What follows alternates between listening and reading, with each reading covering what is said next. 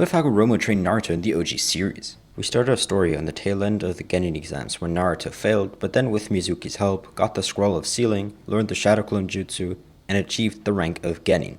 After having defeated Mizuki, who was trying to steal the scroll for himself, the Sage of Six Paths, Hagoromo, who'd been gathering his chakra and energy for all these millennia, found an interest in this young boy, one of the last Uzumaki survivors, and Ashura's reincarnation.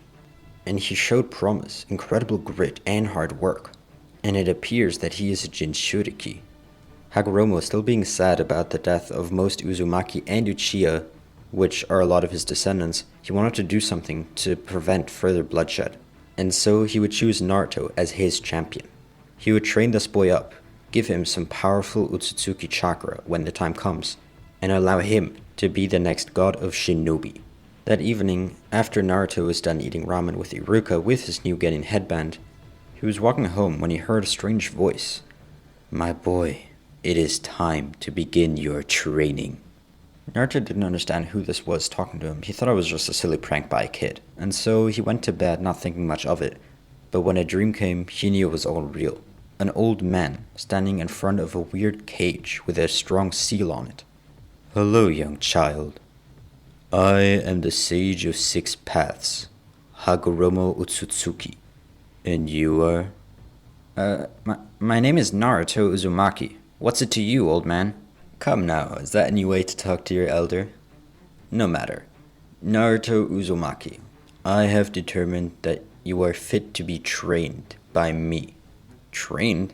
I'm already a Geni now, a powerful shinobi. And I'm gonna become Hokage one day." "Yes, I saw your fight with the Shadow Clones, but you have a long way to go, and a lot more potential in you. The title of Hokage is an admirable goal, but you need a lot more power. So I will help you with that. And in turn, you will help preserve peace among the 5 nations. Do you accept?" "Yeah, of course. I want to be a shinobi like the first Hokage, one who protects peace anyway, so that's not really an additional goal." "Perfect then. Let's begin our training."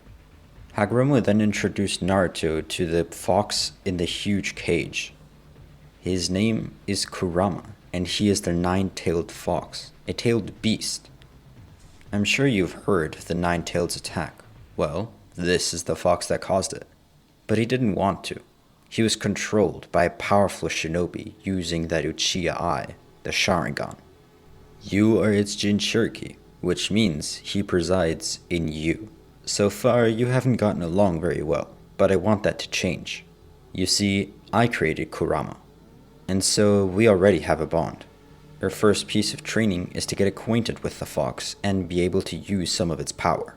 Furthermore, at the moment, you're being bottle-capped by Kurama suppressing some of your chakra, but I'm sure once you get along, he will stop doing that. Once you do that, you can use the kind of power you used earlier all the time, whenever you want to. Hagoromo doesn't yet have a physical body, so he's only able to communicate to Naruto and Kurama in the mindscape, and since it's a shared space, it's a good way to practice for both of them. Kurama, who's very happy to see his basically father, is introduced to Naruto in a formal manner, and whilst he's still opposed to humans generally, if Hagoromo says he's a good kid, then Kurama will believe it. Once they start talking, Hagoromo offers to open Kurama's cage, so that Naruto and Kurama are on equal footing, which also allows Naruto to freely call on some of Kurama's chakra. Naruto starts being able to talk to Kurama even when he's not sleeping, and starts using some of Kurama's chakra generally whilst he's training. With none of his chakra being blocked anymore, Naruto can also use some general jutsu, though he's still not great at it since he never pays much attention in the academy. In the few days before the newly found genin found their jonin master and their new team, Naruto became exponentially stronger. And some of Hagoromo's nonchalantness rubbed off on Naruto, so he's not quite as loud anymore, and certainly doesn't set up any pranks for Kakashi. He has changed a lot only in a few days, but Sakura and Sasuke don't quite trust it yet. They don't like Naruto, and so they don't start a conversation with him either. After a while, Kakashi introduces himself, and finally they get to the bell test. Hagoromo encouraged Naruto to rely on his teammates, as even the Hokage certainly had their powerful jonin and Anbu to rely on. And so Naruto offers a plan to his genin teammates, which they do accept reluctantly.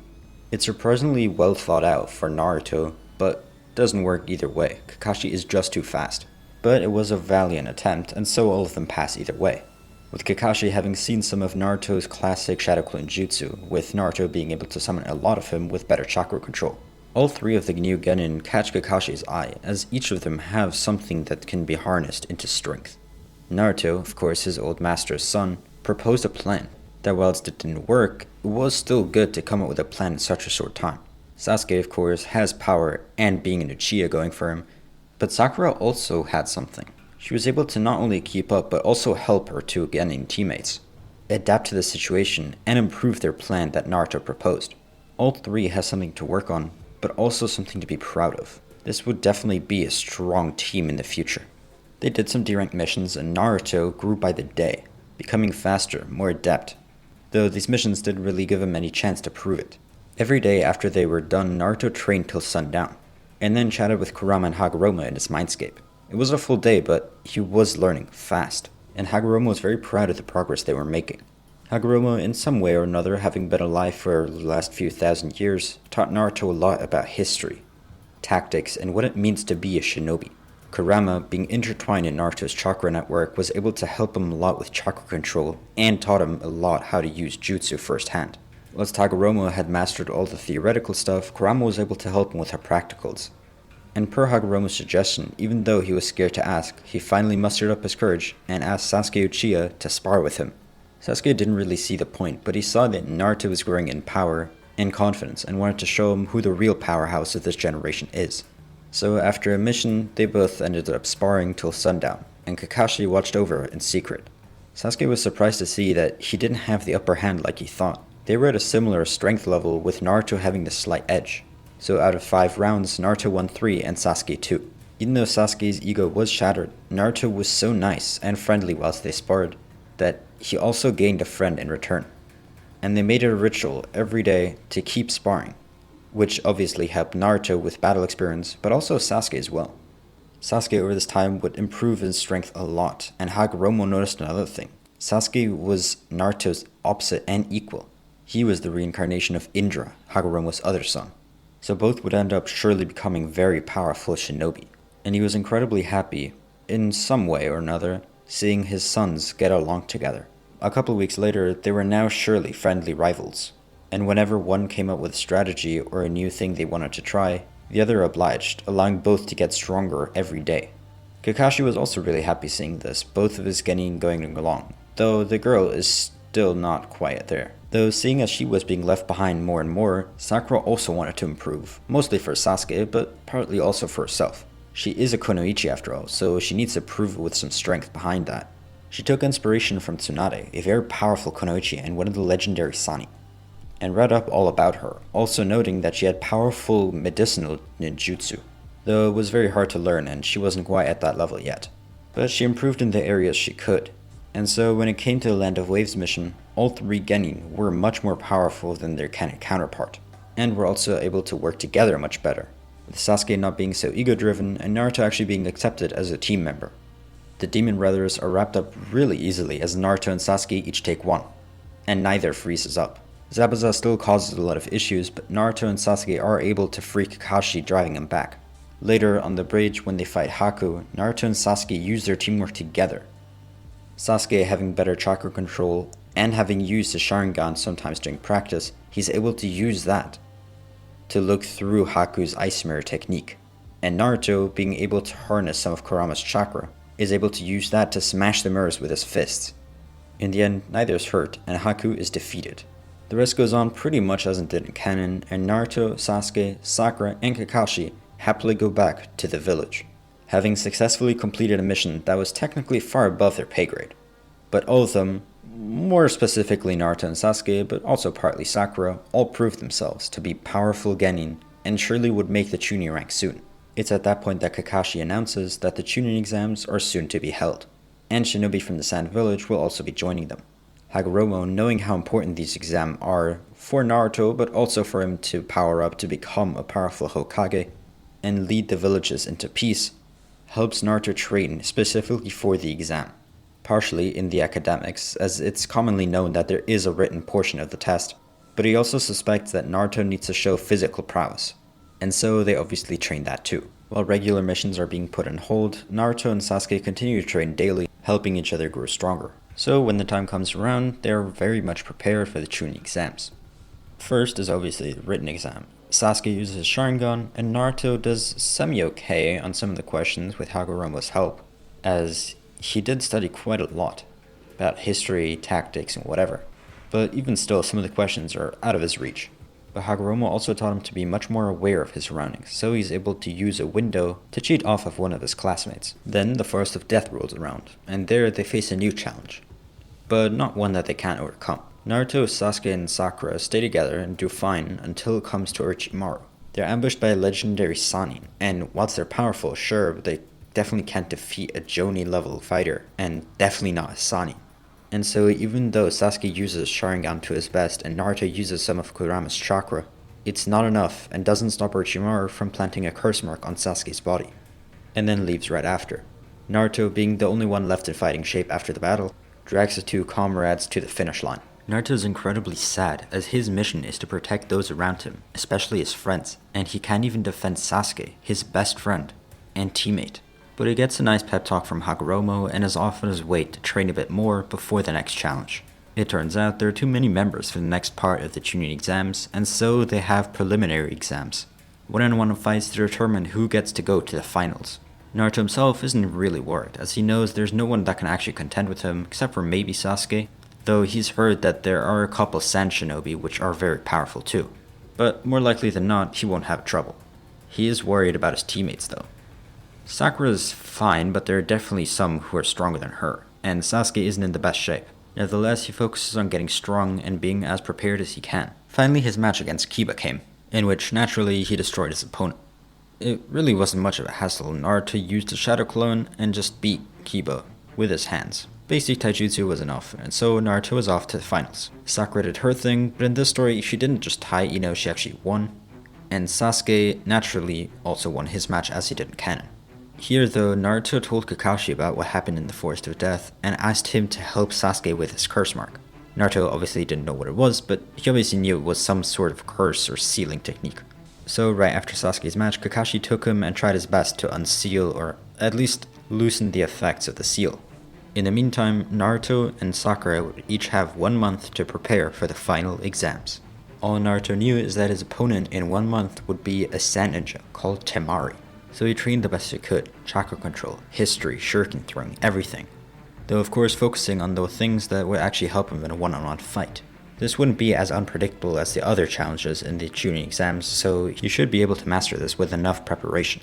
Hagoromo said to especially focus on using Kurama's chakra. It's such a vast amount compared to any other shinobi, except maybe the greats like Hashirama or Madara, but other than that, it's basically unmatched.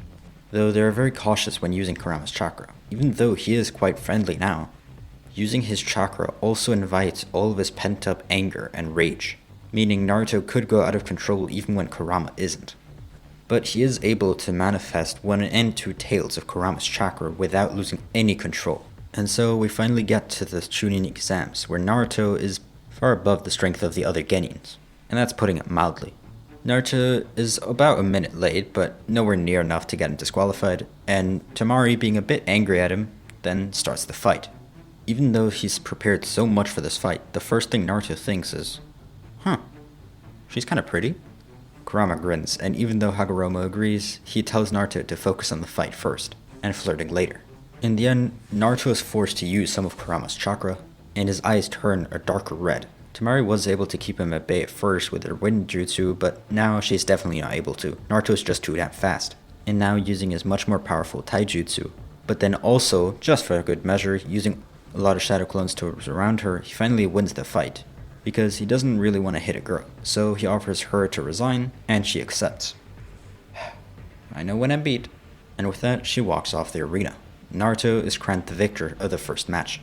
A couple more goes by, and Sakura is matched against Shikamaru. And even though she had a good run, she is outmatched by Shikamaru, being able to hold her at bay with Shadow Jutsu. And so, Sakura too is forced to resign the match. Naruto then fistbumps Shikamaru as they kinda went for the same tactic, just for different girls. Then it becomes Sasuke's turn, and he is matched against Gaara. Though naturally, as in canon, this fight does get interrupted when finally the invasion of Konoha begins, and Gaara starts going loose.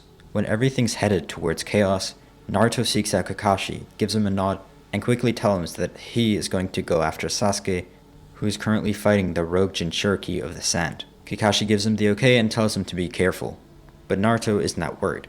He learned a sealing technique by Hagoromo, which is really effective against Jinchuriki. But he's also hoping that he doesn't need it, because similar to how Kurama quickly warmed up to Naruto knowing that Hagoromo has a liking to him, maybe the One-Tails will do the same. Naruto grabs Sakura with him and using Kurama's power, quickly speeds towards the fight. When they arrive, they see Sasuke kind of holding his own, though he is having trouble.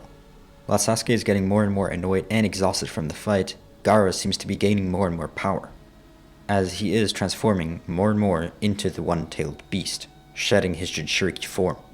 Naruto immediately prepares the seal and tries to use it on the Jinchuriki, and in that moment that the one-tailed is kind of slowed down and out of the fight, Hagoromo uses his connection from Naruto and uses it on Gaara and the one-tailed beast, calming him down, showing him that he shouldn't fight this battle.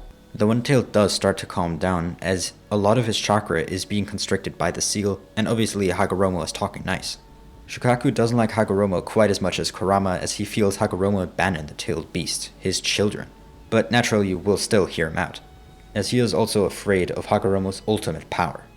Once everything starts to calm down from the battle and Gaara starts to regain consciousness, he explains to Team 7 what was really going on, and that Orochimaru, the legendary Tsunade that they kinda fought earlier, is behind all this. While Gaara is confused, he's very thankful for Naruto for having helped him kind of fight back against the tailed beast, and at least now he's able to think clearly. So he tries his best to help Team 7.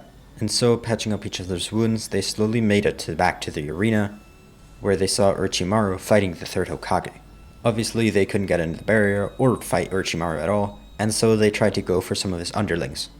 Gaara wasn't able to help much as he was still out of commission mentally, but Naruto, Sakura, and Sasuke were able to fight, which definitely made a big impact, and out of all genin, those three were the ones that made the most impact on the defense of Konoha. But sadly, they weren't able to stop the inevitable, and Hiruzen, the third Hokage, still ended up dying due to Orochimaru's attacks. And of course, he himself used the Shinigami to seal away Orochimaru's arms in return for his own life.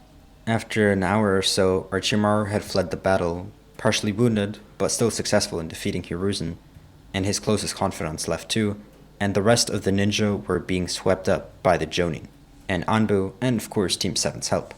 Everyone, of course, is very sad after this occurrence, but right when they have the funeral, right after, they also announce something, that this year's genins were incredibly helpful in defending the Leaf Village, and should be honored doing so.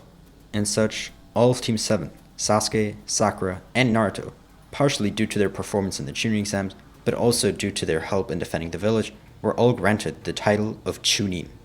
Naruto and Sasuke especially were regarded as very helpful in defending against the tailed beast, and then right after, coming back to clean up rogue shinobi. Naruto, being known as a prankster and overall just a bad kid, is completely gone now. Erased by him not doing that anymore, but also actively helping those around him. It's exactly what he wants to do, and so he's made good headway on starting on his mission. Though Hagoromo reminds him just how far he still is from the Hokage title. And that's exactly the next thing that needs to be addressed in the village. They're now missing a Hokage. The third is gone, and the fourth died years ago, and so they need to find the next Hokage, the fifth Hokage. A few days later, Kakashi introduces Naruto to a legendary Sannin of his own, Jiraiya, the Frog Sannin, and they're tasked to find the next Hokage, Tsunade, a very powerful Kunoichi who trained under Hiruzen alongside Jiraiya, but is currently MIA, and so it's their task to find her, bring her back to the village, and convince her to become the next Hokage. Orochimaru's attempted invasion of Konoha was kind of a wake-up call for Hagoromo, as he was kind of taking training lightly, waiting for Naruto to grow up for more intense training, as he expected things to take many years, but now he realized if he wants his descendants to survive and thrive in the future, he needs to get serious now. And so on his next mission with Jiraiya, trying to find Tsunade that is, Hagoromo makes him train every day, harder than ever before. Always when Naruto isn't traveling, he's training, and so he gets stronger much faster than before. Furthermore, on his journey, he gets to meet Jiraiya and talk to him a lot. Also about Minato, his father, as Jiraiya saw his maturity and decided Naruto was ready to know the truth about his parents. And so with that, Jiraiya also decides to teach Naruto about the Rasengan, not expecting him to understand it or master it yet, but just to understand what it's about. But Naruto, of course, stubborn as always, already tries training and actually succeeds pretty well. He gets through the stages like the water ball and the rubber ball, and can already start pulling chakra like a Rasengan. It just doesn't have quite the push that he wants. But he keeps at it and keeps training, making it stronger and stronger, soon able to destroy entire trees with a single hit. When they finally find her, Tsunade is very interested in Naruto. He reminds her of her dead family, but he also has this drive and power to back it up too. And so, after a few more shenanigans, she decides to join the Leaf Village and become the 5th Hokage. Here, crucially, they don't have to fight Orochimaru before traveling back to the village, as Tsunade decides a bit earlier, and they're just faster traveling thanks to Naruto being more mature and more powerful. Which is also the reason they don't encounter Itachi or Kisame, and so basically the entire story of this arc moves along a lot faster and without any hiccups. When they get back to the village, usually Sasuke would be plotting to leave and go to Orochimaru, but here things are a bit different. Yeah, he has the curse mark, and yeah, he does want to get more powerful as quickly as possible, but he also has a brain, and thanks to Naruto, he got help as fast as possible, with Kakashi helping him lift the curse mark and ease its pain. And with his better friendship with Naruto in this series, as more friendly rival rather than frenemies, he decides to stay, as he is making a lot of progress training with Naruto and Kakashi, so he decides that that is the best way to gain more strength. He also isn't so egocentric, so he is more open to the idea of Naruto helping him achieve this goal and bring Itachi to justice. Naruto and Sasuke keep sparring to become stronger and stronger every time, and Sakura, who always admired Tsunade and doesn't want to be left behind with her team, starts wanting to train with the 5th Hokage. Of course, at first she declines, having too much work on her plate, but then she decides that it would maybe be a good idea to have another disciple, and Shizune also decides that it would lift Lady Tsunade's spirits. And so Sakura stops doing as much with the other Team 7 members, and more so focuses on her own power-up. Kakashi doesn't mind as much, as each of the members is now Chunin, and so he doesn't really have to do many missions, so he just has more extra time. But occasionally gives Sasuke and Sakura some tips on how to keep going. Naruto doesn't really need it, he seems to always have things figured out. Obviously he does know this, but it's thanks to Hagoromo. Naruto thinks that now he has enough power to maybe become an Anbu or jonin, but he thinks about it further and doesn't really want to be an Anbu. Sure, he would be helping to protect this village and others potentially, but he would also have to do dark things and probably kill others, which he doesn't really want to do and doesn't align with his goal. So he makes it his goal to become a jonin, with Sasuke probably, but a jonin nonetheless, one that fights for peace. And naturally it would help Naruto build up his confidence for the Hokage position, as he would never get it with just strength alone. Naruto still hangs out with Jiraiya from time to time and trains with him too, but not as much as in canon. Obviously now he has a much stronger and much more wise master in his head, whose obvious only goal is to train Naruto. Naruto by now is able to use Kurama's chakra basically completely as he wants to, which, well, that alone strengthens him to a level beyond most jonin. Combine that with the fact that now he has a good base, strong enough to actually use a lot of Hagoromo's jutsu, as he didn't want to teach dangerous things to a 10-year-old who didn't really have much power. Now though, Naruto's learning new things, some that people haven't known for thousands of years. Dangerous jutsu. But honestly, that's beyond what Naruto would do in most sparring matches. Sasuke is growing stronger, sure, but Naruto's gap in strength is growing ever faster. Sasuke is now maybe a strong Chunin, whilst Naruto is already mid to high jonin. Though, to be fair, Naruto and Hagoromo both know that once Sasuke's Sharingan gets fully activated, perhaps even an EMS, Sasuke's strength will also grow exponentially. So Naruto shouldn't get careless just yet. This time, not waiting for an emergency to happen, Tsunade sends Team 7, powerful of Sakura, Sasuke, Naruto, and Kakashi to the Land of Sand to continue their diplomatic talks. Ever since the last Kazekage died, and Gaara in the middle of the Konoha Crush invasion was willing to help the Leaf against some Sand Ninja, the Leaf and the Sand have grown closer and closer. And so, in a world with Orochimaru and the possible danger of a group called the Akatsuki, Tsunade wants to form an alliance between the Sand and the Leaf. If ever one is in trouble, the other will do all they can to help. Team 7 were welcomed as diplomats by Gaara himself, the Kazekage. It had been 6 months since the Chunin exams, but this was still a surprise to Team 7. They didn't know that Gaara was the Kazekage. But Naruto was very happy for his friend, and he hugged him, even though it wasn't very customary. At a formal dinner, Gaara told everyone of how Naruto saved him that day. and that he, the Kazekage, personally is indebted to Naruto. Naruto thinks it's nice having a Kage owe him a favor, but he doesn't really need it. He sees Gaara as a friend, not really a political tool he can use. With Gaara being at the helm of negotiations, and of course having a very favorable view of Konoha as of late, they reach a deal and enter into a formal alliance between the Sand Village and the Leaf Village. Team 7 still lingers in Konoha after the political talk, and so Naruto gets to spend some time with Temari, a girl who he met at the Chunin exams but grew quite fond of. Both always being near Gaara find a lot of commonality and talk to each other a lot, and so a romance between the two starts to breed. Sadly though, they don't have that much time, as Team 7 is now recalled to Konoha by Tsunade's order.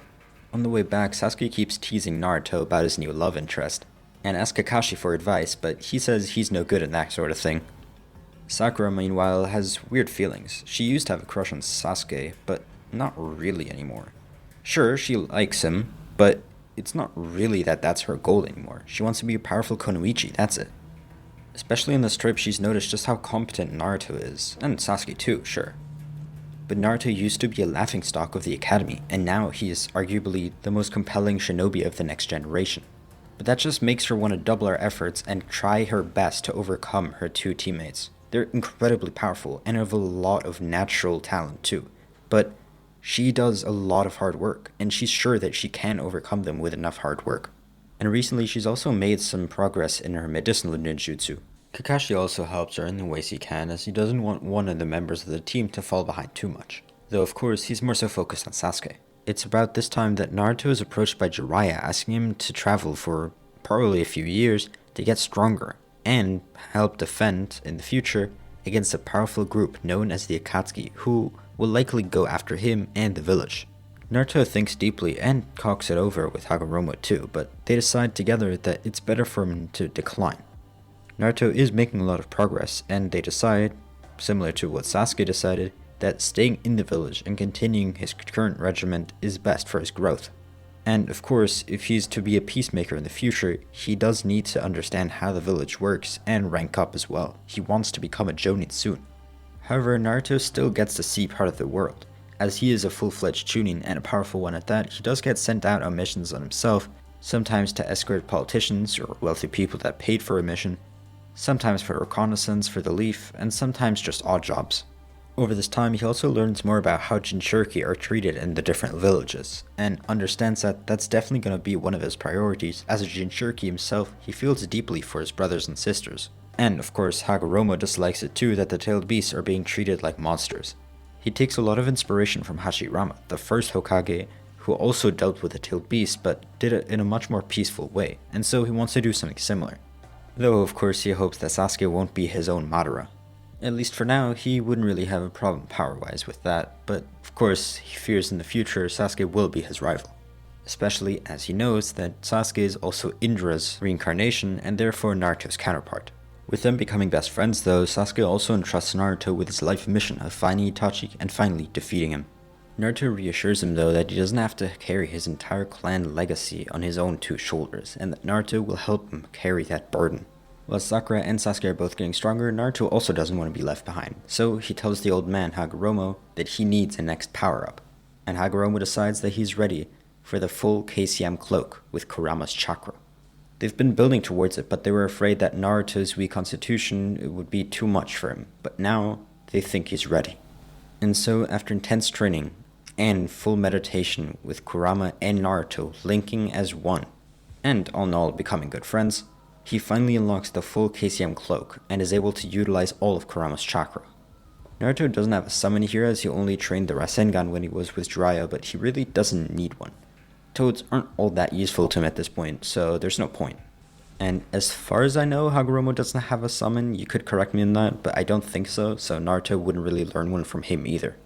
But as it happens, right after he was done training with KCM, he got a mission from Tsunade herself. Tensions were running high with the Land of Lightning and the Hidden Cloud village, and so Tsunade, as a show of goodwill, wanted to help them out. There seems to be some issues between the border of the Land of Fire and Land of Lightning, and so Naruto was sent to check it out. There were some villages that were starting to seem abandoned, even though they were flourishing earlier.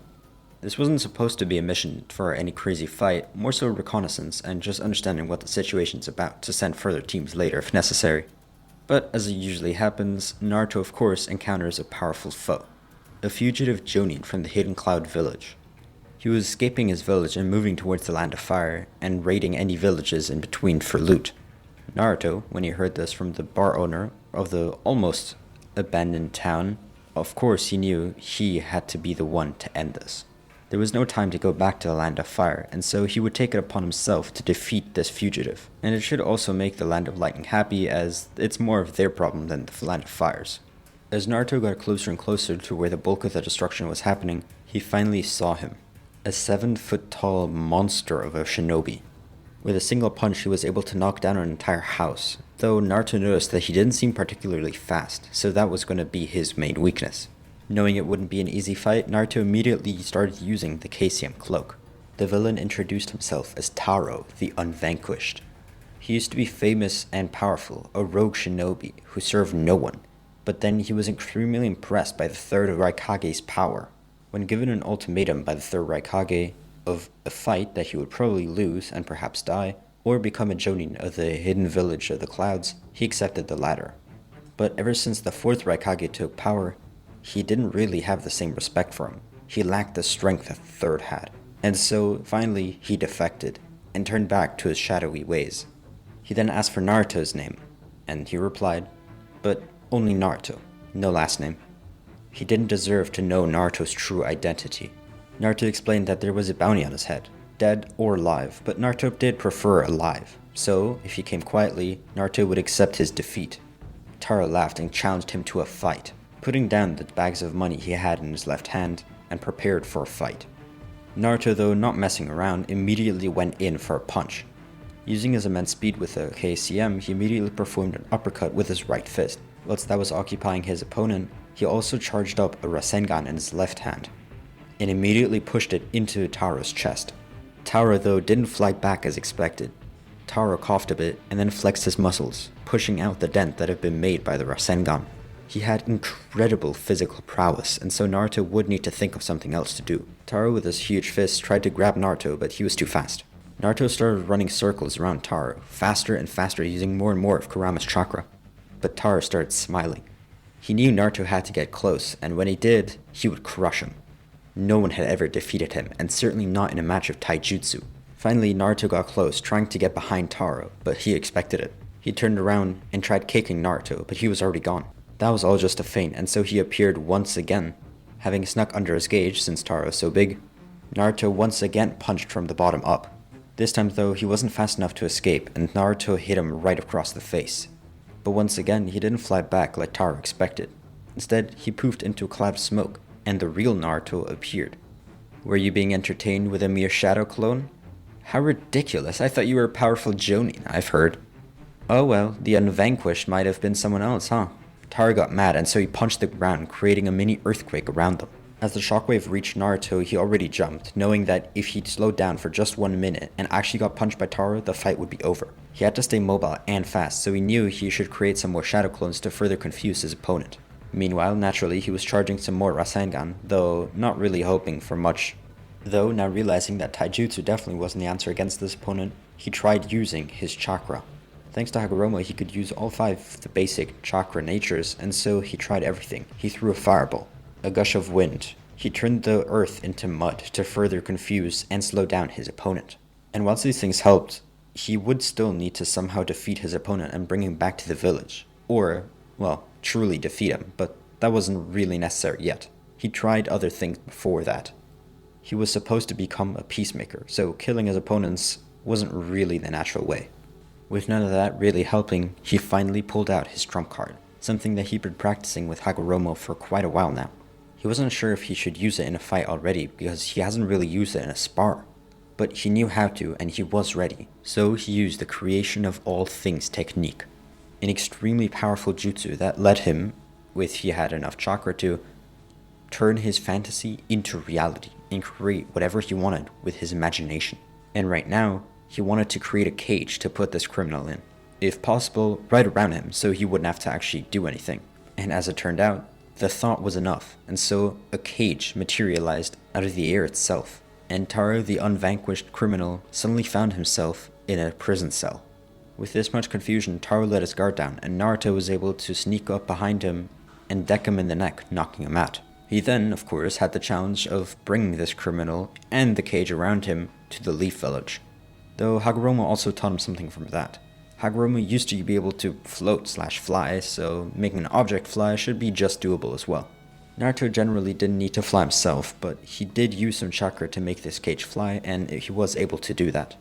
And so, when he was finally back, only 2 days after he was sent on his mission, he came back with a huge cage, including the criminal that was tearing up the villages in the first place, and brought it right to Tsunade's office. She was incredibly impressed at Naruto's power, and delighted that of course everything worked out, though of course still reprimanded him that he shouldn't have fought, as that wasn't his mission, and that even though he has immense power that she doesn't really understand, he should still learn how to rely on others. He isn't the only one that's fighting for the village's safety, and if he gets hurt fighting alone, it'll be too late to change his mind.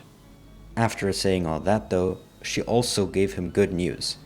He was now eligible to become a jonin himself, something he'd wanted for months now. He'd proved himself over and over again, and here he proved that he was more than capable of defeating a powerful jonin on his own. And so in the next council meeting of Konoha, she would vote for him to become the next jonin. Naturally, the others would have to agree too, but the Hokage's voice was kind of final, so it was basically set in stone already. She wasn't supposed to tell him before it happened, but hey, they're pretty close, so it's alright.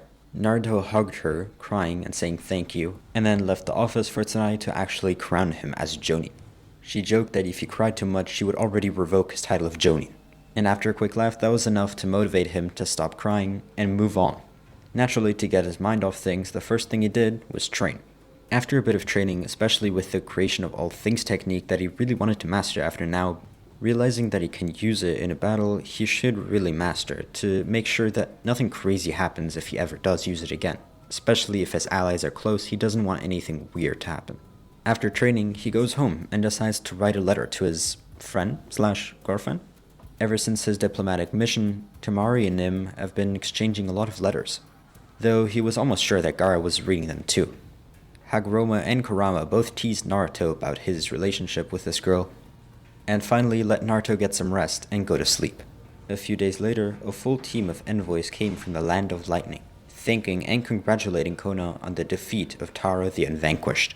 Taro had just been put in a random Konoha prison until they wanted to do something with him, so they would take him back to the Land of Lightning, and put him on trial for his crimes there, as most of his crimes were committed in the Land of Lightning too, so it wouldn't really make sense to trial him in Konoha. Naruto, as he was the one that defeated this criminal, was called into the Hokage's office during one of their meetings. He told the story of how he did what he did, and they marveled at his power. He obviously leaves out any mention of Hagoromo, and claims the credit for himself, which Hagoromo doesn't really mind. He doesn't really want everyone to know about the Sage of Six Paths, as Naruto should become a peacemaker, not a god. Naruto was told that if he ever wanted to visit the Land of Lightning, he was free to, and he would be invited by the Raikage himself. It was also revealed during this meeting with Konoha's elites that Naruto would be given the formal title of jonin, one of, but not quite, the youngest person to get the title. He is about 14 here, and I'm pretty sure there were people who got it at like 13, so he isn't quite there, but of course, he's a lot stronger. And to be honest, he already achieved the strength of a jonin much earlier, he just hadn't gotten the official title. And so, with a formal invitation by the Raikage, he said that of course he would accept it at some point, though not right now.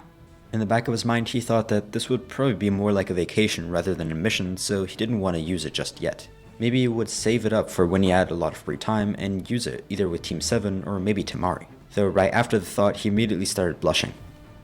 The next day, when Kakashi called the team to check on everyone's training progress, Naruto revealed that he was now an official jonin. Kakashi knew, though he didn't want to be the one to tell Sakura and Sasuke. They were both floored at first, but were very happy for Naruto and congratulated him right after. Kakashi feared that Sasuke would be a bit pissed that he didn't have the title first, but he was actually very happy for Naruto. He viewed him as a friendly rival, sure, but most of all his best friend, and so if he got something, that doesn't really mean Sasuke should be sad. In fact, it only reinvigorated Sasuke to train harder and attain the title himself as well. After a bit more talking, Sasuke challenged Naruto to a sparring match. He wanted to know just the strength of the Naruto as a jonin. Kakashi and Sakura, though, knowing this wouldn't just be one sparring match, left after a while, knowing they'd likely be sparring till sundown if their energy let them. A couple hours later, Sakura came back to check on them, and in fact she was right. They were both passed out on the ground as the sun was setting. Sakura, though, finally able to show off some of her training, used her medical ninjutsu to heal a lot of their wounds, though she wasn't able to do anything about their exhaustion, so right after, the three went to Ichiraku Ramen to replenish their energy. Naruto marveled at Sakura's incredible power in her medical ninjutsu. He knew she was training with Tsunade, but this is quite impressive. It had been less than a year, but she was already a very powerful medical shinobi. Naruto marveled at the fact that his team is so incredibly powerful, not knowing that he is a big reason that his team got so powerful. They're all striving to match him. When they were almost done eating, Iruka showed up and congratulated Naruto on becoming a jonin, and then told them about how difficult it is being a teacher at Konoha. And so they talked the night away. After a fun outing with Team 7, Naruto continues to train over the next couple of weeks and months, but he realizes that Jiraiya's idea of traveling the world isn't that bad. He's now more than capable of protecting himself and those around him, so maybe he should see the world a bit. See the place that he is willing to protect. And so he leaves with Jiraiya, but not on a mission for 3 years or 2 years or anything. It's more like a field trip for a couple months. Naruto doesn't want to be away from his friends and the village too long. And as an official jonin of the Leaf, Naruto is kind of like an emissary for the Leaf. Whenever things go bad in the Land of Fire, he's there to help out. Over their travels, they pass through the Land of Waves as well, where Jiraiya is surprised that Naruto is not only recognized, but actually liked by the villagers. So he asks what's up, and Naruto tells him of the whole Land of Waves arc story. On their travels, Naruto and Jiraiya also talk a lot about Minato and Kushina, and about the events leading up to and of the Nine-Tails attack. Naruto naturally has questions, though some of them were answered by Kurama himself. Naturally, Naruto is also training with Hagoromo continuously, as well as Jiraiya.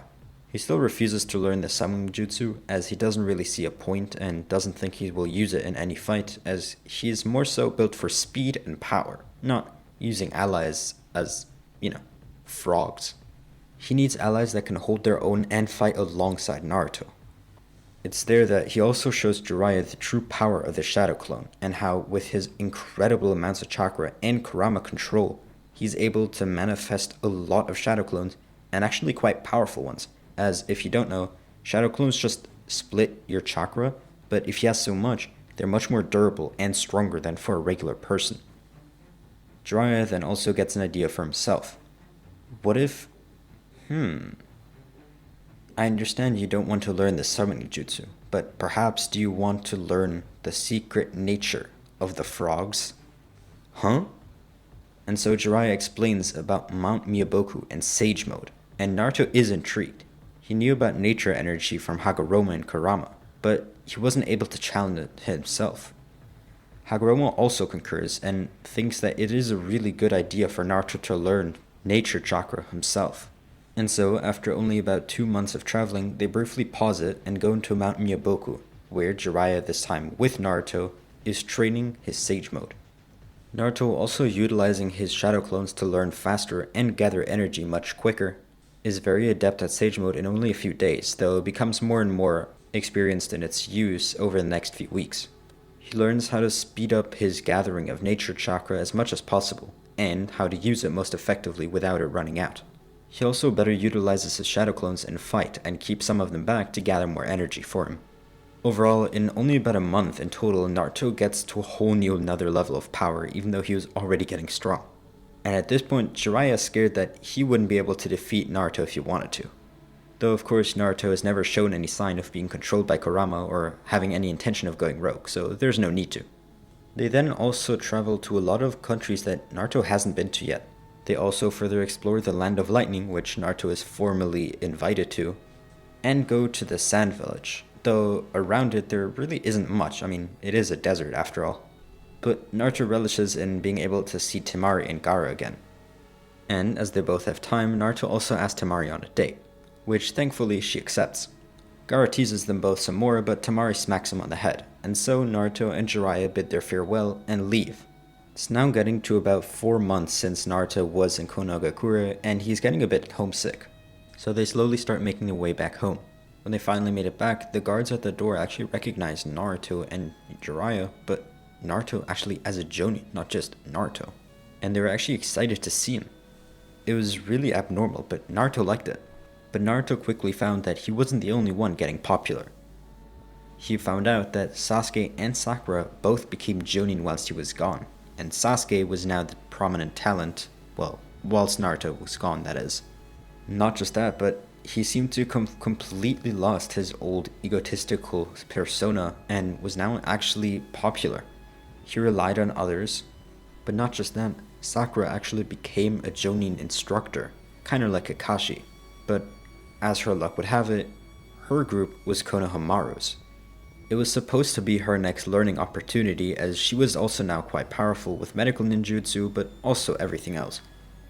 She had gained a similar level of power to Tsunade with her punches, and so was more than capable of being an instructor.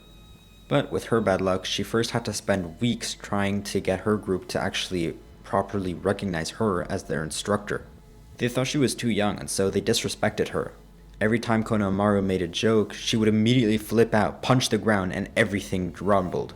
So the villagers started joking that whenever there were tremors around the village, it was probably Konohamaru being disciplined by Sakura. As was tradition at this point, Naruto and Sasuke immediately started sparring the first time they met back up. But when he was being pummeled by Naruto, who was now showing off his incredible sage mode, something weird happened. Sasuke, feeling his immense motivation to gain strength, and feeling more and more outpaced by Naruto, his vision started to blur, and his eyes started spinning, and a Mangekyo Sharingan manifested, not out of hate or sadness or anger or grief, but by the sheer strength of the feelings of trying to do what's right, trying to gain strength so he could revenge his clan, but also catch up to his best friend. He still wanted to protect others even if he was relying on them. He had to be his own person. He couldn't just always be rescued by Naruto. Before he could fully process what was going on, he charged at Naruto. But Naruto was now shocked. All of his movements were being seen through.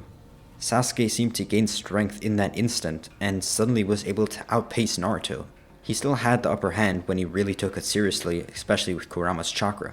But it truly seemed Sasuke tripled in strength from his regular Sharingan to now this new thing. Hagoromo later explained truly what it was, though also warned Naruto that excessive use could lead to blindness, or even fatality. Sasuke continued training with his new eye, and finally understood that that was the kind of eye that Itachi and Shisui also had. That was why they were so revered. They had this incredible power, and no one knew. Well, some people knew. His father certainly did, but most didn't. And it certainly wasn't common information. Tsunade didn't know. He'd asked her about how to get stronger as an Uchiha, but she didn't know. Kakashi, seeing this, was saddened. He didn't want to tell Sasuke about the strength of the Mangekyo Sharingan, fearing that he would do something stupid to get it. But now that he had, he would put his full weight behind training Sasuke, and apologize for not teaching him how to do it before. But he was extremely glad, seeing that it wasn't created through hate or anger, but actually through positive emotions. The first time he'd ever seen or heard of it. And maybe that's exactly what was necessary. Maybe the entire energy of the dead Uchiha flowed now through Sasuke, and he could do something positive with his immense power. Though all of that could also just be wishful thinking. He didn't know. As Sasuke was busy getting stronger and Sakura was trying to get her team to listen to her, Naruto was now kind of on his own, even though he was back home. He thought about getting a genin team of his own, though refused when he thought about how much it would actually weigh him down. He also didn't feel anything near ready to actually become a teacher. He felt that most of his wisdom came from Hagoromo, who materialized in his head, so it didn't really feel like his own accomplishment.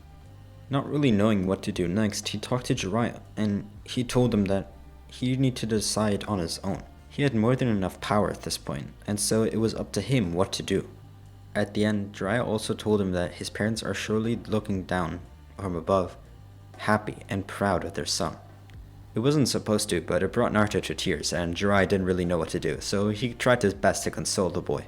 Luckily, Naruto doesn't have to decide just yet, as Tsunade gives Team 7 a mission. But not Kakashi, just Naruto, Sasuke, and Sakura.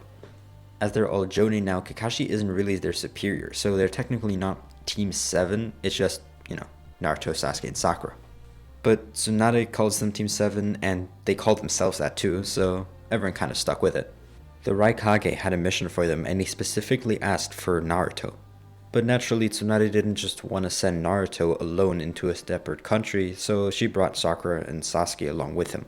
When Team 7 arrived in the village hidden in the clouds, after some formalities naturally with the Raikage, Naruto had some time to talk to B, the Eight-Tails Jinchuriki. Kurama talked to the Eight-Tails himself, and Naruto talked to the actual Jinchuriki, the person, Killer B.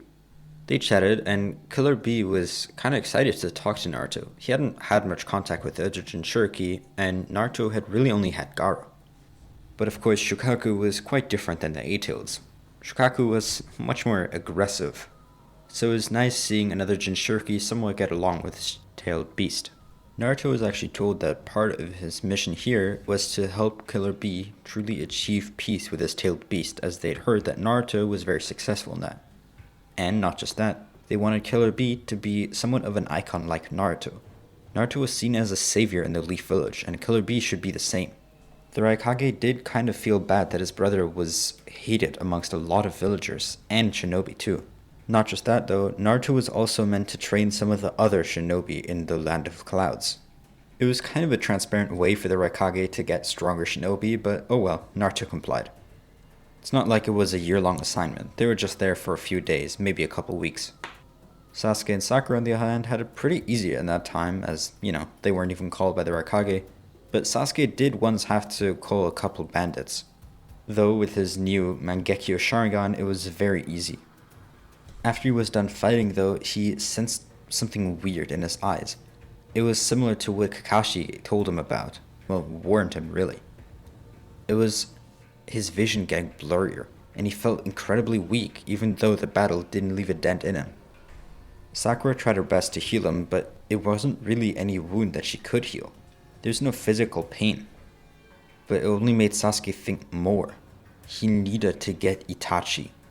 If this power hurt or killed him in the future, he didn't want to die before he met Itachi and killed him.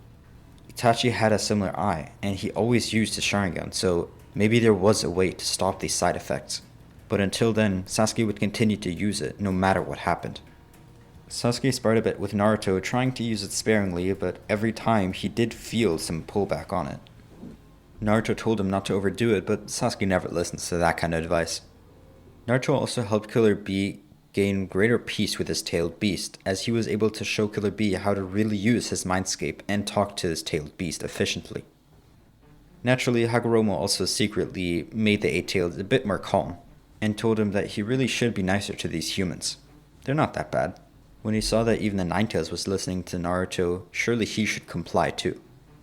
After 2 weeks on their mission, they were done, and even though it wasn't very fun for Sasuke or Sakura, they still enjoyed getting out of the leaf and having some time off.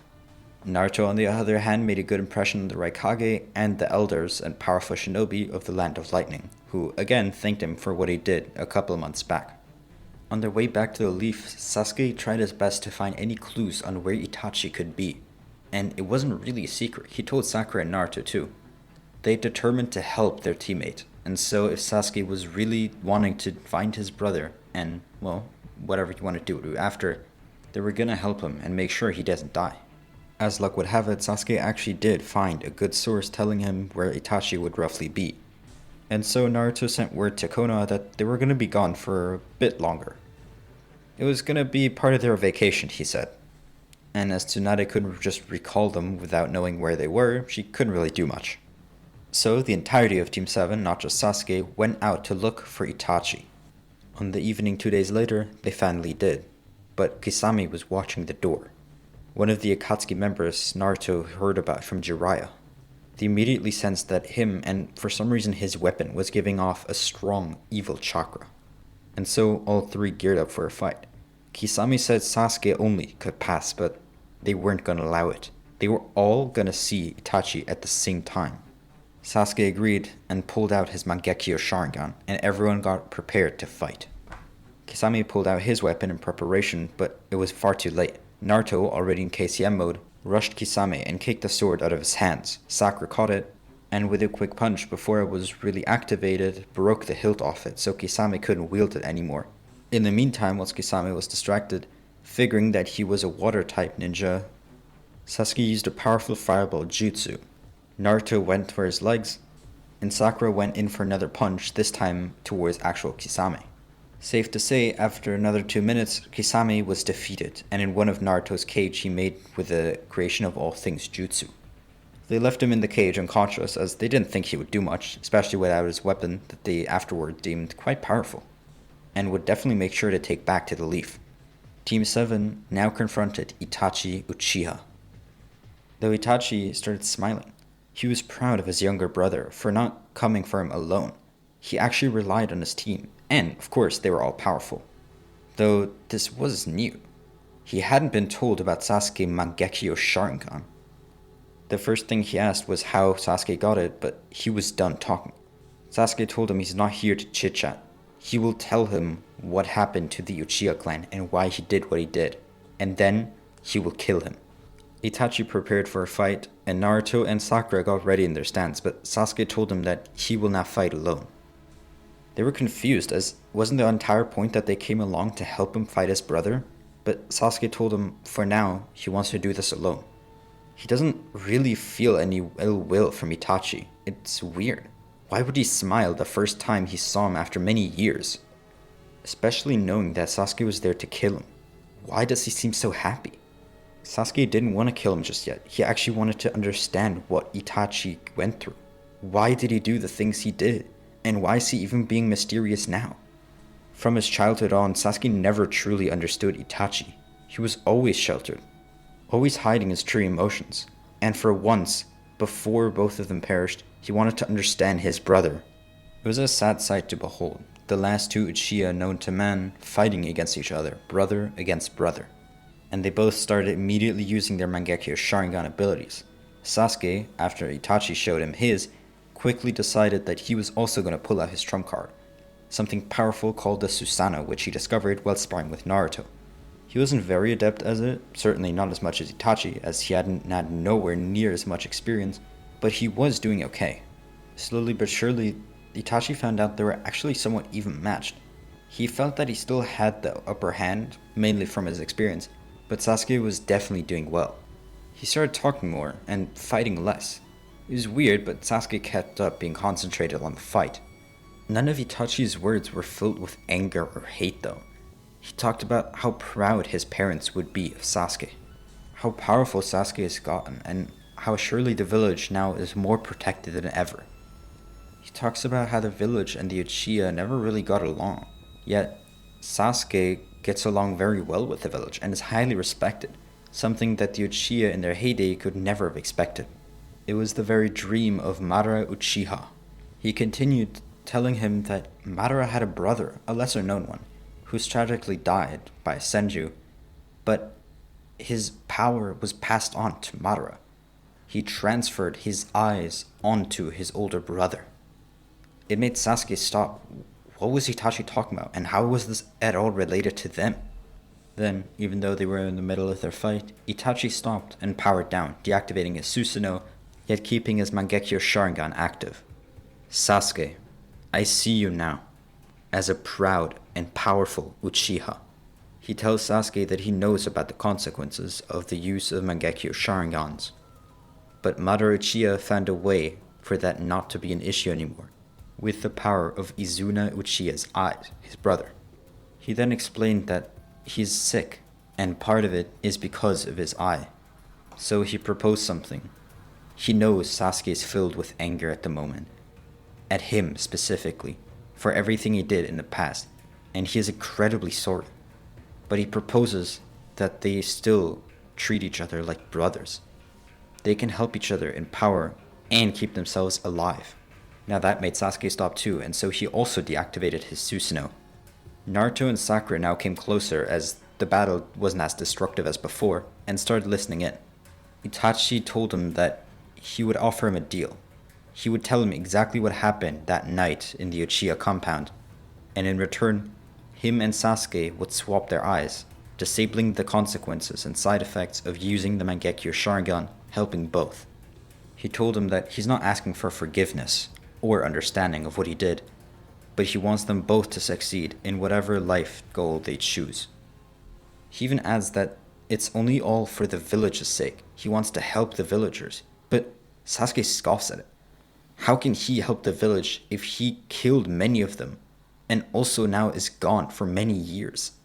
Itachi said it's a long story, and so he started telling him everything about Danzo, about Shisui, about the coup that was being plotted by the Uchiha, and finally his own act of what he did to protect the village. As he slowly started shedding tears, Sasuke agreed to Itachi's proposal, and then, with Sakura's help, they would trade eyes, and Sakura would make sure that neither of them got injured doing so. She would also treat their wounds from the battle and try her best to diagnose Itachi's illness, though she wasn't very successful at that. After a few hours, both of them seemed kinda different.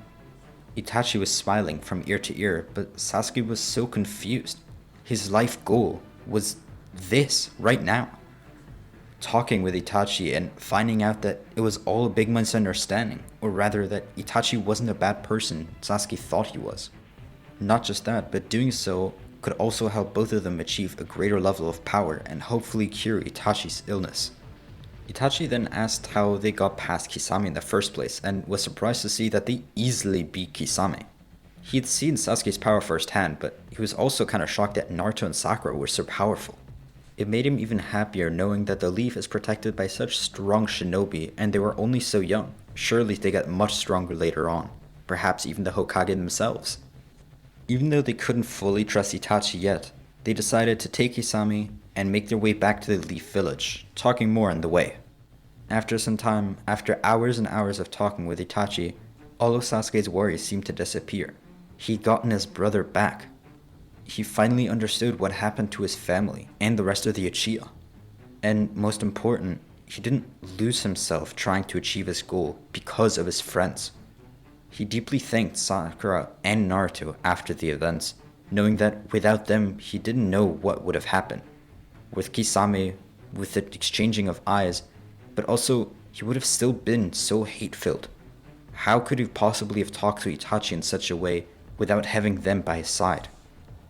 When Team 7 returned to the Leaf with Itachi, a lengthy trial would ensue. However, for many surprise, Sasuke would speak out for his brother. And, well, Naruto and Sakura did as well. They trusted Sasuke, and if Sasuke trusted his brother, they would too. With Itachi willing to help the Leaf in any way he can, including secrets on the Akatsuki, and 3 of their jonin voting for his release, it was decided that Itachi would be put on probation. Looked at carefully, and if he did anything, be immediately sent to jail. But for now, he was a free man. As promised, he started delivering all the information he had on the Akatsuki, on each of its members, as well as his weird suspicion around this Toby character. He tried his best to give locations of Orochimaru, though he wasn't quite sure. And of course, he gave an accurate account of the Uchiha massacre, which was still a mystery to most, or the truth at least, which did shine a negative light on Danzo. Naturally, then Danzo tried to have Itachi have an accident without anyone knowing, but it didn't quite work out. Itachi, of course, being a former Anbu, immediately knew when they were being watched by Anbu and when they were being set up, though they waited and gathered enough evidence. When they could actually prove that Danzo was up to this, they showed Tsunade and the Council of Elders, and Danzo was disparaged from the village and stripped of any power. But, of course, as a powerful shinobi, he's not really stripped of power. A battle starts between Danzo, Itachi, and Sasuke, and for good measure, Naruto joins in when he finds out about it. Though he's mostly busy taking care of Anbu, and when I say taking care of, I mean he destroys an entire Anbu brigade like it's nothing. Danzo unveils all of his stolen Sharingan from dead Uchiha, which makes Itachi and Sasuke furious. They immediately use their Mangekyo Sharingan, also showing Danzo that they now have the eternal Mangekyo Sharingan and can use it to their will. They can spam Susanoo and Amaterasu as much as they want, obviously not great for Danzo. He tries to call for more backup, but the rest of his quote-unquote army is being destroyed by Naruto, who's also letting loose a bit with his Kurama power. In the spirit of Hagoromo, he also uses the creation of all things technique a lot. Hagoromo was pissed at Danzo that he was part of the reason that the Uchiha were massacred. So of course, he wants Naruto to destroy this guy. With his anger, for the first time ever, Naruto also manifests a truth-seeking orb. A powerful technique that he learned from Hagoromo, though was never able to manifest himself. But now that he can, he's using it to a full ability. He absorbs his enemy's chakra and with his immense speed cuts them off whenever they're trying to escape. With his huge amount of chakra and his creation of all things technique, he's also really good against fighting a huge group of opponents. Sasuke and Itachi realizes how tricky it is to fight Danzo with his powerful Sharingan, as well as of course the Kodo Matsukami technique. Even though he doesn't really need it, Naruto also now gets support from Kakashi and Sakura, as they heard of what's going on and of course are on Sasuke and Naruto's side. Kakashi tries to help Naruto in his cleanup of the Anbu, while Sakura tries to help Itachi and Sasuke in their mission against Danzo, healing them along the way. Though of course, as now they have the Mangekyo Sharingan, the Eternal One, they're not really that hard pressed during a fight, though Itachi's sickness is still acting up. Danzo is being pushed back more and more, and as he realizes that he's going to lose, he tries to blow himself up and take his opponents with him, the last of the Uchiha clan, or so he thinks. But naturally, he fails. When Naruto realizes that a huge amount of chakra is building up, he immediately goes over there with immense speed, and finally forces his truth-seeking orb through Danzo's heart. It's a somewhat brutal way to go, but for Danzo it's more than dignified enough. Most of his underlings start resisting when they realize that their chief, Danzo, is gone. He was the most powerful of them all, and also if he's not there to threaten him into doing his bidding, he's not really any point in doing it. And so the ones that were still fighting give up, and the ones that were already defeated, well, they don't really have much say. When everything gets revealed and investigated by Tsunade, most of the blame can be put on one man, Danzo Shimura. And so it's Itachi and Sasuke's missions, as now trusted members of the Leaf, well, Sasuke always, but Itachi now again, to retrain these Anbus and make them do the bidding of the village, not one man. They're to serve their original purpose, protecting the security of the Leaf and its people. Initially, Itachi wants to decline, not only because of his personal baggage and that he doesn't feel that he's responsible enough to do so, but also because it's this exact organization that caused the Uchiha massacre in the first place. There's no point in giving it another leader if the whole organization is rotten. But Sasuke thinks otherwise. He thinks that the only reason this could happen is because of one power-hungry man. The idea of the Anbu is incredible. Shinobi with special skills, who are still willing to fight for the Leaf's benefit, are incredible assets and shouldn't just be thrown away or ignored. And so it's decided that the two remaining Uchiha of the Leaf Village are to repurpose and retrain the organization that killed the other ones. The real history of the Uchiha massacre is also now taught widely, and so Danzo is given all the blame and Itachi is, well, it's not liked by everyone, certainly given a pass by most. Tsunade though also resigns after the scandal. She realizes that she did nothing to stop this incredibly powerful man trying to take over the village. And even in the fight, she wasn't even present. It's with that she decides that, sure, she had a nice run as Hokage, but she's not really fit to be that person. After a lot of talking, it's decided that the 7th Hokage would become Kakashi Hatake. Not only the one who trained 3 of the most powerful new generation shinobi, but also a very powerful and trusted old jonin. And he has the personal endorsement of Tsunade, so that helps too. Not wanting to let them rest, and wanting to take back Itachi, who was giving the Leaf too much intel for their liking, the Akatsuki attacked on the coronation day of the 7th Hokage. In tow, they have Kakuzu, Hidan, and Sasori and Deidara. Though maybe they miscalculated, as having all-powerful shinobi gathered in one place for a ceremony was maybe not the best time to attack. Sasuke and Itachi, again fighting as a duo, realized that Sasori and Deidara were more of a duo themselves too, so they were going to fight against them 2-on-2. Meanwhile, Naruto decided to go for Kakuzu, and Shikamaru, Sakura, and Kakashi went for Hidan. Even though he had maybe the trickiest opponent, Naruto, it turns out, was fastest. He used his creation of all things technique once again to destroy all of Kakuzu's hearts incredibly quickly, and finally defeat him when he had only one heart left. Naruto, now done with his fight, decided that he would help his bro Sasuke, but he realized that he was actually done pretty quickly with his opponent too. He was fighting Sasori while Itachi was busy fighting Deidara. Not to be left doing nothing though, Naruto realized that once more, similar to how Danzo did it, Deidara was building a lot of energy up and trying to blow himself up and take a big chunk of the leaf with him. Naruto was not going to let that happen. But this time he thought that maybe his opponent would have some crucial information. He was part of the Akatsuki and an active member too. So he thought and used his creation of all things technique to build a barrier, or a cage kind of, but one not meant to contain an opponent, but rather their entire chakra and given the explosion. It was like a rubber ball built around his opponent Deidara that would contain any kind of shockwave or attack that he would give off. And of course, Naruto being Naruto, it worked. When Deidara tried to explode, all of that energy was reflected back at him, and he was charred to a crisp, though managed to stay alive nonetheless. Meanwhile, Sasuke was now done fighting his opponent Sasori, and Kakashi and Sakura and Shikamaru made quick work with Hidan too. And because all the fighting lasted less than 10 minutes, they basically just went back to the ceremony and again crowned Kakashi as the true 7th Hokage, this time without any interruptions. Everything finally seemed to be going well. The Leaf was building up new trust and a greater prosperity thanks to the Anbu now actually helping the village. The new Hokage was, actually helpful and powerful. No hate to Tsunade though. And basically things were just going great. But when Pain, and Obito too, but more Pain, realized that the Akatsuki were failing on all fronts and that 4 of their members were defeated so quickly, he decided he had to act with what was left. Pain decided that him and Konan would have to pick up the slack and do more than everyone else combined. Annoying, but he only founded the Akatsuki as a means to an end. He didn't really care about them. He had the true power with the Rinnegan, and he was going to prove once and for all that the world will know pain. A couple of months later, the 5 Kage summit was called as the Hokage, the 7th, was supposed to introduce himself to the other Kage and, just build up good relations with them. Things went well on their way as the Land of Lightning and Sand were quite excited to meet this new Hokage, as of course they had fond opinions of the Leaf. As it would happen though, when the meeting started, a powerful shinobi appeared. Not really a shinobi, but an Akatsuki. Pain appeared. 6 of them really. Just when the meeting was about to start, 6 paths of pain appeared right in the center of the hall, teleported there by Obito Uchiha. Well, Toby, but of course we know who he is. Fighting broke out, and as each Kage had powerful shinobi to back them up, things were going well at first. But then the Deva Path, an incredibly powerful path of pain, rose up through the sky and announced that the world shall know pain, and unleashed an incredible wave of destruction. Luckily for, the 7th, but also everyone else, of course, he had Naruto and Sasuke as his entourage.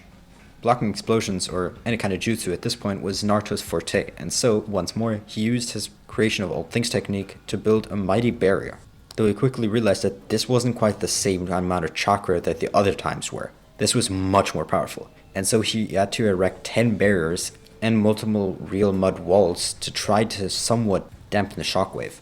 Everyone initially caught off guard was now starting to get ready to fight, specifically the Raikage. He tried to blitz Pain, though immediately realized that having 6 opponents makes that a bit tough. Naruto, having the Sage Mode of the Toads and having trained about Nature Chakra with Hagoromo, is able to actually use it quite effectively, even more so than in regular Shippuden. As the fighting continued, Nagato, or Pain, was being pushed back more and more, and there was only one path left in which he channeled all of his power. Naruto and Sasuke, though, were fighting together incredibly effectively at that, and combining their chakra, with of course being very powerful, they were finally able to beat Pain, and using his rods, go back to the original Nagato's body, which was being guarded by Konan. Naruto, though, was actually willing to talk to Konan. He explained that his world model is about achieving peace through being a powerful role model to guide next people, next generation, and other shinobi. It's important to be powerful, yes, but to be a good example, to make the world that you want to see. Seeing this almost shattered Pain, and so, not wanting to fight anymore, he gave up. Konan did too, as, she mainly listened to whatever Nagato said. Now believing in Naruto, and Naruto being told from Hagoromo about how the Rinnegan works, and actually just being shocked that the Rinnegan is being used by this Uzumaki kid, they bond, and Naruto actually lets slip that he has some sort of connection to the Sage of 6 Paths, though Nagato promises not to tell anyone. He only cares about a world of peace, not really about whatever Naruto did to get so powerful. As the Kage Summit goes as regular, Sasuke and Naruto are busy with Pain and Konan to reveal the 10-tailed statue and destroy it. They destroy the Geromasu, and even though Toby is there, they quickly ensue in a fight, and whilst Toby is powerful, he can't defeat Sasuke, Nagato, Konan, and Naruto. And so, with Nagato's help, they eventually destroy the statue, scatter the 9-tailed chakra, and everything seems well. Naruto, in fact, isn't quite content with this though. He uses his creation of all things technique, similar to how Hagoromo he himself used it the first few times, and uses the power to guide the chakra into the 9-tailed beast. Furthermore, he strengthens the tailed beast, not weakens them. His philosophy is that the tailed beasts and their Jinchuriki need to be extremely powerful, more than powerful enough to protect themselves from any such group willing to take their power. And so, he gives them all similar power as Kurama. Kurama, though, getting a bit jealous, of course gets some more power by Naruto too. They're incredibly powerful, but Naruto, with Kurama and being trained by Hagoromo, is basically on a whole different level. And as it turns out, with that incredible power and being an envoy to every powerful nation in the world, showing his philosophy of peace and justice, he's eventually made Hokage a few years later. Crowned by his one and only jonin master Kakashi, and of course Jiraiya being there to watch as well, as he isn't dead in this timeline, he is crowned the powerful 7th Hokage of the Leaf Village, one who will be talked about in the same breath as the first Hokage, incredibly powerful Hashirama Senju. And so he continued Hagoromo's legacy of peace and justice, traveling the world and creating powerful bonds of love and joy, protecting Hagoromo's descendants and ushering in a world of true peace that Nagato and Conan could live happily in. That is the story of what if Naruto was trained by Hagoromo. I really hope you guys enjoyed. That's the whole story, and I'll see you in the next video. Peace!